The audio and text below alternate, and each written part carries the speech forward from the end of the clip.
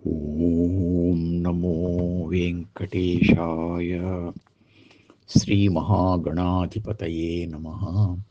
శ్రీరామకృష్ణ గురవే నమః. ఆత్మయోనిస్వయం జాతో వైఖానः సామగాయనః దేవకీనందనస్రష్టా క్షితీశః పాపనాశనః. శ్రీ విష్ణు సహస్రం 106వ శ్లోకంతో నామస్మరణ చేసుకొని భీష్మ ఉపదేశం వినబోతున్నాం.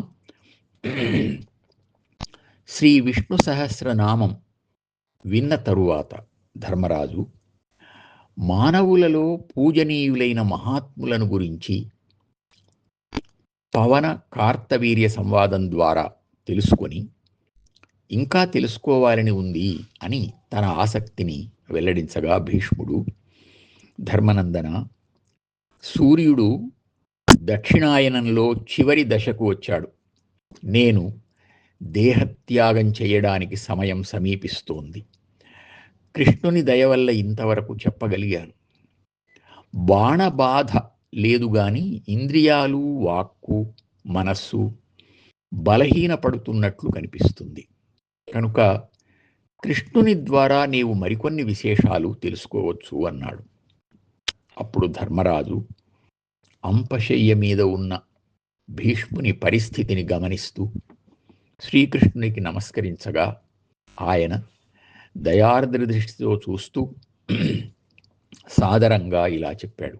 ధర్మరాజా, ఒకసారి దుర్వాస మహాముని మా ఇంటికి వచ్చి అప్పుడప్పుడు నవ్వుతూ కోపిస్తూ శయ్య మీద ఒకసారి, నేల మీద ఒకసారి పడుకుంటూ ఆయన ఏ పని ఎందుకు చేస్తున్నాడో ఎవ్వరికీ అర్థం కాకుండా ప్రవర్తించాడు.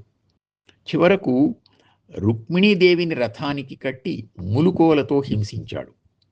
అయినా మేము సహనంతో ఉండడం వల్ల ఆయన సంతోషించి మమ్మల్ని ఆశీర్వదించాడు. ఇంకా విచిత్రంగా పాయసంతో తన శరీరమంతా పూయమన్నాడు.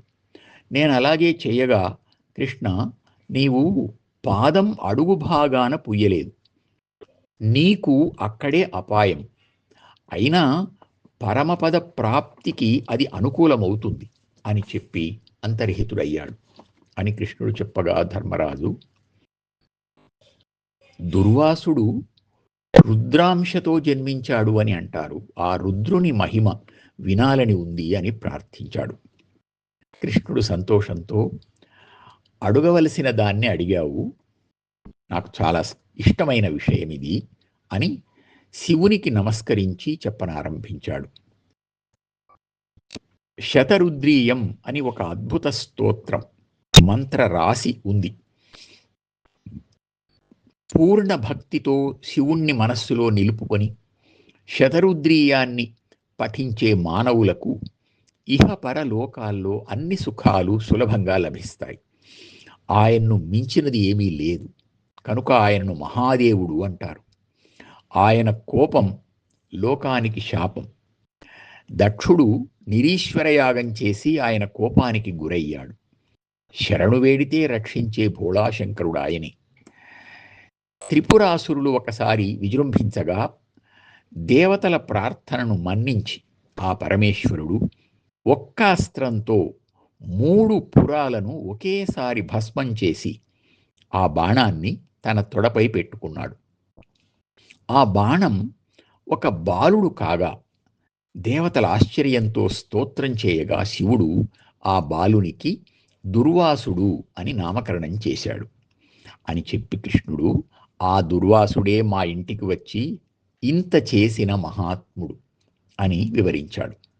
ధర్మరాజు ఆశ్చర్యంతోనూ భక్తితోనూ దుర్వాసుణ్ణి, శివుణ్ణి స్మరిస్తూ, కృష్ణ, శివుని పుణ్యనామాలు, స్తోత్రాలు ఇహపర సుఖాలనిస్తాయి అని విన్నాను. ఆ పేర్ల అర్థ విశేషాలను తెలుసుకోవాలని ఉంది అని అన్నాడు. కృష్ణుడు చెప్పసాగాడు. ధర్మరాజా, శివుణ్ణి సంపూర్ణంగా సేవించడానికి కానీ, ఆ పేర్ల అర్థ వివరణ చేయడానికి కానీ, వాటిని స్తోత్రంగా కూర్చడానికి కానీ ఎవరికి సాధ్యమవుతుంది? అయినా నీవడిగావు గనుక నాకు తెలిసినంత వరకు చెబుతాను విను. సమస్త దేవతాస్వరూపుడైన ఆ మహాదేవుని మహిమ చెప్పడం వినడం కూడా శుభదాయకమే. ఆయన గొప్పలలోకెల్లా గొప్ప. లోకాలకన్నిటికీ ఆయనే అధినాయకుడు, ఈశ్వరుడు. అందువల్ల మహా ఈశ్వరుడు, మహేశ్వరుడయ్యాడు. ప్రతాపంలోనూ భయంకరత్వంలోనూ ఆయనే ప్రథముడు. అందువల్ల రుద్రుడు అంటారు. శివం అంటే శుభం. అందరికీ సత్కర్మల ఫలరూపంగా శుభాలను ప్రసాదిస్తాడు గనుక శివుడు అంటారు. ప్రళయకాలంలో కూడా చెలించని స్థిరమైన స్థితి కలిగి ఉంటాడు గనక స్థాణువు అంటారు.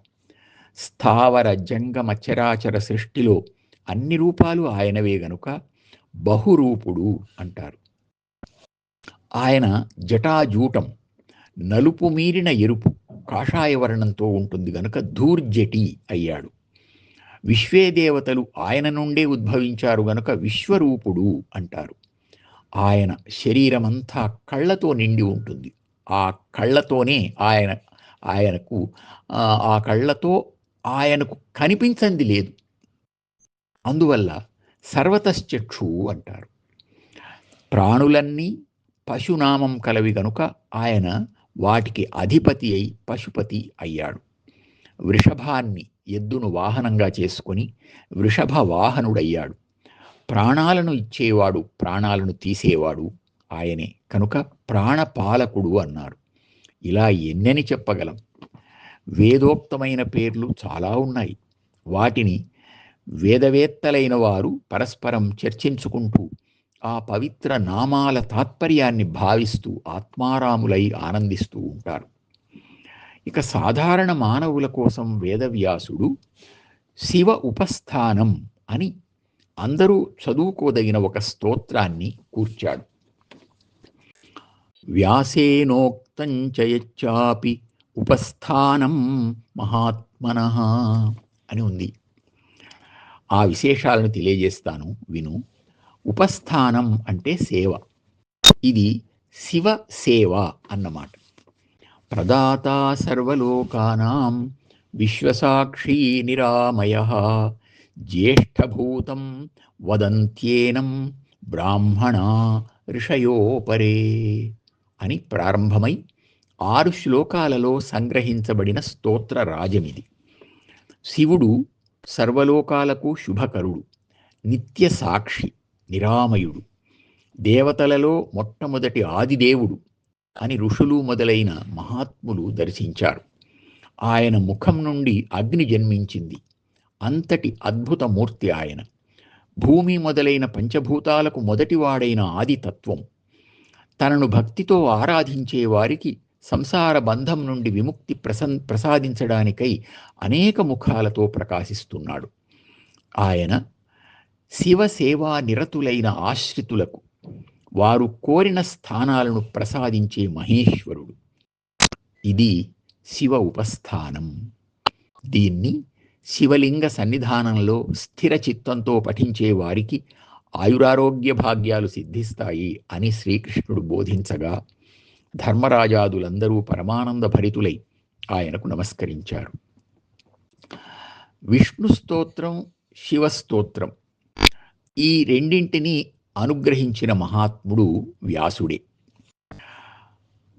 ఒకటి భక్తాగ్రేసరుడైన భీష్ముని ద్వారా, మరొకటి సాక్షాత్ భగవంతుడైన శ్రీకృష్ణుని ద్వారా ప్రకటితం కావడం వల్ల రెండు పరమ పవిత్ర స్తోత్రాలుగా ప్రసిద్ధమయ్యాయి. ఈ రెండింటి ద్వారా శివకేశవ అభేదాన్ని గుర్తించి మనం అద్వైత భావనతో ఇష్టదేవతారాధనం చేద్దాం. అద్వితీయ పరబ్రహ్మ అనుగ్రహాన్ని పొందుదాం. ఓం నమో వెంకటేశాయ.